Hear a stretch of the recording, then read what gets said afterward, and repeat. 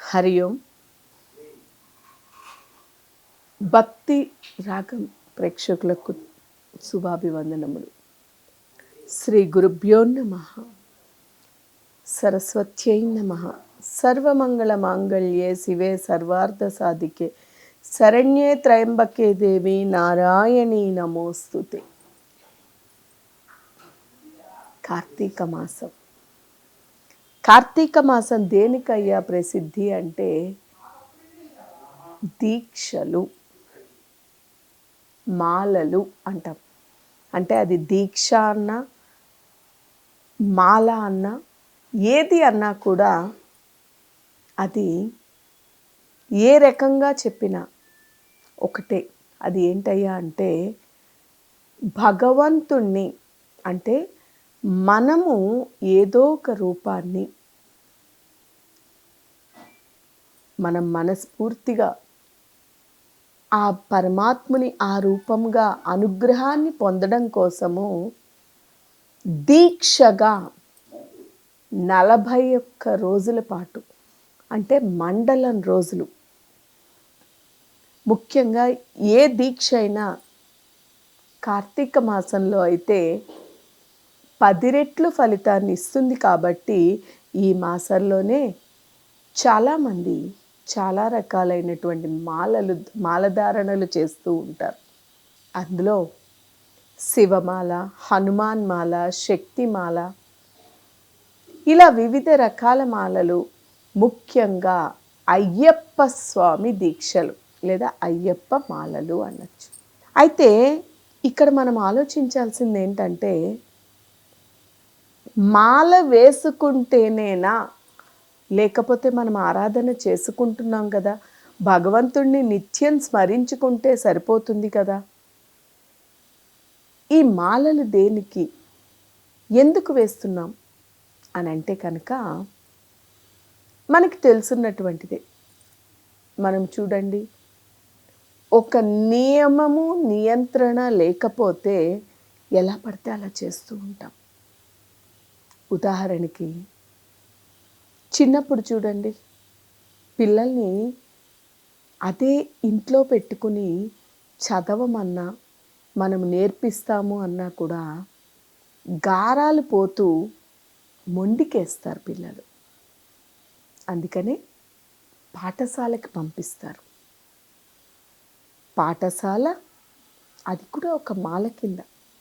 అంటే పాఠశాలకి వెళ్ళినటువంటి పిల్లవాడు ఒక క్రమ పద్ధతిలో ఆ యొక్క ఉపాధ్యాయులు ఎలా చెబితే అలాగా చేస్తూ ఉండేటువంటి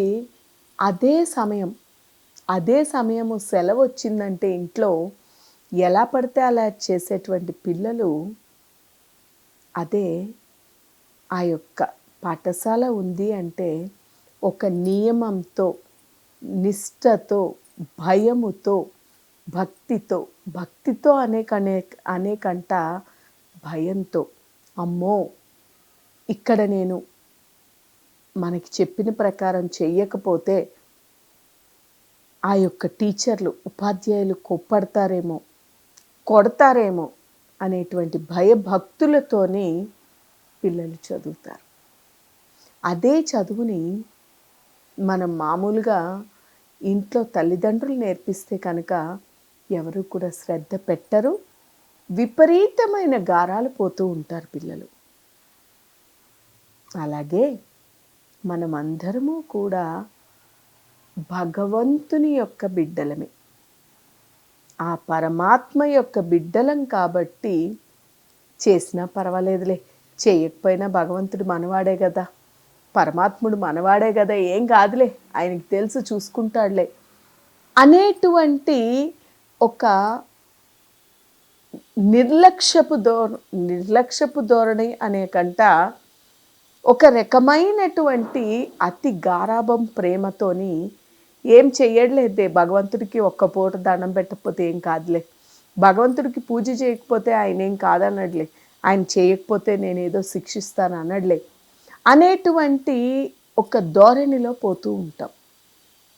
అదే మనము కనుక ఈ దీక్షలు మాలలు తీసుకుంటే, మాల వేసేటప్పుడే చెప్తారు గురువుల ద్వారా ఈ నియమాన్ని మాలని తీసుకుంటాం. అప్పుడే గురువులు చెప్తారు, నువ్వు మాల వెయ్యంగానే సరికాదు, ఈ 41 రోజులు కూడా నువ్వు జాగ్రత్తగా భక్తి శ్రద్ధలతో కనుక నువ్వు చేయలేదంటే భగవంతుని యొక్క ఆగ్రహానికి గురి అవుతావు అని కూడా చెప్తారు. వాస్తవానికి భగవంతుడు ఎప్పుడూ కూడా ప్రేమమయుడు. ఎందుకు అది చెప్తారు? అలా భయభక్తులతో, భక్తి కంట భయం ఎక్కువ. ఒక నియమం లేకుండా ఎలా పడితే అలా ఉండు అంటే ఎప్పుడు మనం శ్రద్ధాభక్తులు చూపించం. అదే ఆ 41 రోజులు కూడా నువ్వు ఇవన్నీ పాటిస్తూ చెయ్యాలి అనేటువంటి ఒక పద్ధతి పెట్టడం వల్ల ఈ క్రమం అనేటువంటిది అలవాటు పడి నిత్యం వారు ఆ రకంగా చేస్తూ ఉంటారు.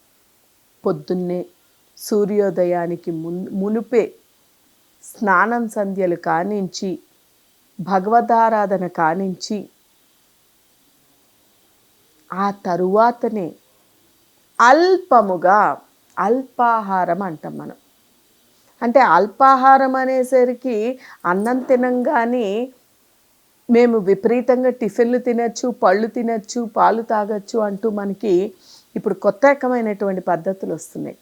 అసలు అల్పము అంటే కొద్దిగా, స్వల్పముగా, కొద్దిగా తీసుకోవాలి. అంటే ఈ దేహము నిలబడడానికి శక్తి కావాలి కాబట్టి ఈ దేహం నిలబెట్టుకోవడానికి ఉపయోగపడేటువంటి శక్తి కోసం ఎంత ఆహారం అయితే కావాలో ఆ ఆహారం మాత్రమే స్వీకరిస్తూ ప్రొద్దున్న లేచి చన్నీటి స్నానము, ఆ చన్నీటి స్నానము చేసి సూర్యోదయానికి మునుపే భగవంతుని ఆరాధించుకొని తరువాతనే నీ యొక్క ఈ యొక్క కడుపు కోసం భిక్ష చేసి ఒకటే పూట, ఒక పూట భోజనం చేసి రెండో పూట అల్పముగా ఆహారాన్ని స్వీకరించి సాయం సంధ్య అంటాం మనం. అంటే ప్రొద్దున్న సాయం సంధ్యలో కూడా క్రమము తప్పకుండా దీపారాధనలు చేసి పూజలు చేసుకొని భక్తి శ్రద్ధలతోని భగవంతుని ఆరాధన చేస్తూ ఉంటారు. ఇక్కడ చూడండి, పొద్దున్న సూర్యోదయానికి మునుపు అంటే బ్రహ్మీ ముహూర్తంలోనే లేచి వారి వారి కాలకృత్యాలు తీర్చుకొని భగవంతుని యొక్క ఆరాధన చేసుకొని భగవదానుగ్రహాన్ని పొందుతూ, అలాగే మళ్ళీ సాయంత్రం అయ్యే సమయానికి మళ్ళీ స్నానం సంధ్యలు కానిచ్చుకొని భగవంతునిని పూజ చేసి భజనలు చేస్తూ, ఎందుకంటే ఇది కలియుగం కాబట్టి కలియుగంలోని భగవంతుణ్ణి ప్రసన్నని చేసుకోవడం కోసం నామస్మరణ అనేటువంటిది చాలా ముఖ్యం కాబట్టి భగవంతుణ్ణి స్మరించుకుంటూ 41 రోజులు దీక్ష చేస్తారు. ఈ రోజుల్లో అసలైనటువంటి నియమనిష్టలు వదిలివేసి ఏదో ఒకరు చేశారు కదా మనం చేయడం, ఏదో ఎవరో చేశారని మనము చేయడం, ఇలా చేసినందువల్ల భగవంతుని యొక్క అనుగ్రహం లభించదు. ముఖ్యంగా అయ్యప్ప అంటే బ్రహ్మచారిగా శివకేశవుల యొక్క ప్రతిరూపంగా అయ్యప్పని ప్రసన్నం చేసుకోవడము ఎంత సులువో, భక్తి శ్రద్ధలతో అయ్యప్పని ప్రసన్నం చేసుకుంటే చాలా సులువుగా ఆయన ప్రసన్నుడవుతాడు. అలాగే ఆయనని ఆగ్రహిస్తే కూడా అంతే కష్టంగా ఉంటుంది. అందుకనే ఈ నొక్క మండల దీక్షలోని ఒకసారి దీక్ష తీసుకునేటప్పుడే ఆలోచించుకోవాలి. మనము భక్తి శ్రద్ధలతో జాగ్రత్తగా చేయగలమా లేదా అని. ఒకసారి దీక్ష వహించిన తర్వాత చెప్పిన నియమాలతో పాటు నియమ నిబంధనలతోని చేస్తే కనుక ఖచ్చితంగా ఆ పరమాత్ముని యొక్క అనుగ్రహం త్వరితముగా క్షణాలలోనే లభిస్తుంది. అయితే ఈ రోజుల్లో చాలామంది ఉంటూ ఉంటారు, మేము దీక్ష చేసామండి, మేము దీక్ష చేసాం, కానీ వాళ్ళు ఇలా దీక్ష చేశారు, వాళ్ళు వెళ్ళేటప్పుడు ఇలా అయింది, అలా అయింది, యాక్సిడెంట్ అయింది, ఇబ్బందులు అయ్యాయి అని.